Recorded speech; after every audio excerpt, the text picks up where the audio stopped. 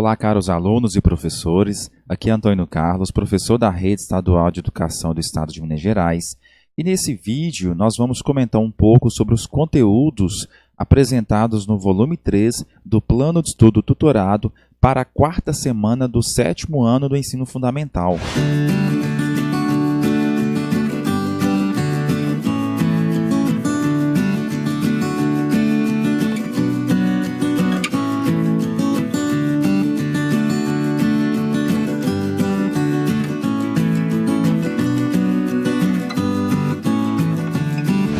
Pessoal, se inscreva no meu canal, ative o sininho da notificação, deixe sua curtida e também seu comentário com a sua dúvida se você tiver. Isso ajuda muito no crescimento do canal e também me dá mais motivação para continuar produzindo conteúdos como esse para vocês. Para essa quarta semana, a unidade temática a ser estudada é Conexões e Escalas. O objeto de conhecimento, a formação territorial do Brasil. A habilidade que você vai conseguir concretizar com esta aula será relacionar argumentos que reconheçam as territorialidades dos povos indígenas originários, das comunidades remanescentes de quilombos, de povos das florestas e do cerrado, de ribeirinhos e caiçaras, entre outros grupos sociais do campo e da cidade, como direitos legais dessas comunidades. Bom, os conteúdos relacionados serão povos indígenas, quilombolas, populações tradicionais, ribeirinhos, povos da floresta, entre outros. Sociodiversidade, modo de vida de populações tradicionais, padrões de produção e consumo, direitos legais de cada um dos povos sobre a terra ou área ocupada e, por fim, mapas temáticos das comunidades, grupos étnicos, terras indígenas e etnias. E só lembrando que nós temos aí duas habilidades interdisciplinares, com conteúdos do componente curricular de História e Arte. O tema da nossa aula de hoje vai ser Populações Tradicionais e Território. E aí, caro estudante, cara estudante, você vai conhecer um pouco mais sobre quilombos, sobre as comunidades de cerrado e ribeirinhos. Vai conhecer um pouco sobre essas culturas e essas populações tradicionais. Então, antes de mais nada, vamos a alguns conceitos importantes sobre as populações tradicionais e a luta pelo território. Bem, as comunidades tradicionais são grupos ou comunidades que ocupam ou usam determinados territórios e recursos naturais para garantir seu sustento e para preservar seus modos de produzir e de viver, o que inclui, por exemplo, conhecimentos, crenças e práticas transmitidos de geração em geração. Aqui nós estamos falando de comunidades que residem, que habitam e que povoam um determinado espaço e ali tem uma tradição envolvida, passando o seu conhecimento, a sua crença, a sua cultura, seus hábitos e costumes de geração em geração. E eles utilizam os elementos naturais existentes naquele espaço para o seu próprio sustento. E nós temos no Brasil, dessa forma, várias comunidades tradicionais.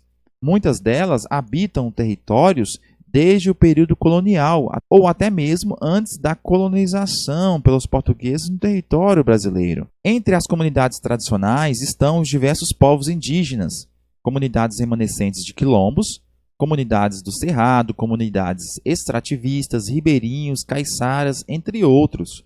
São várias comunidades tradicionais que nós observamos em nosso território. Ao longo da história do Brasil, essas comunidades tradicionais sofreram as mais diferentes adversidades. Por exemplo, a expulsão do seu território devido às invasões portuguesas, as discriminações de forma étnica, religiosa principalmente, também as más condições de vida, tanto econômica quanto social. Essas comunidades tradicionais, elas tiveram e até hoje têm dificuldade de se manter no território por vários motivos. Na prática, nós observamos a invasão de produtores agrícolas, pecuaristas, madeireiros, mineradoras, garimpeiros, para a construção de estradas, hidrelétricas, ou até mesmo grandes obras nos territórios habitados por algumas dessas comunidades. E ali, o que acontece, por exemplo, com os indígenas, que vivem na Amazônia, e ali sofrem, então, com ameaças ao seu território. E assim dificulta a sua sobrevivência e a conservação dessa cultura tão importante. Outra situação relevante é a pressão do mercado imobiliário para construir casas de veraneio, condomínios, hotéis em comunidades localizadas no litoral, né, que sofrem aí muitas vezes devido a essa introdução de uma nova cultura, de um novo hábito, de uma nova economia na região. Nós observamos muito isso na região sudeste e nordeste do Brasil. Outro fator importante é o preconceito e a discriminação de setores da sociedade em relação, principalmente às tradições desse povo. As culturas de terreiro, por exemplo, que praticam as religiões de origem africana.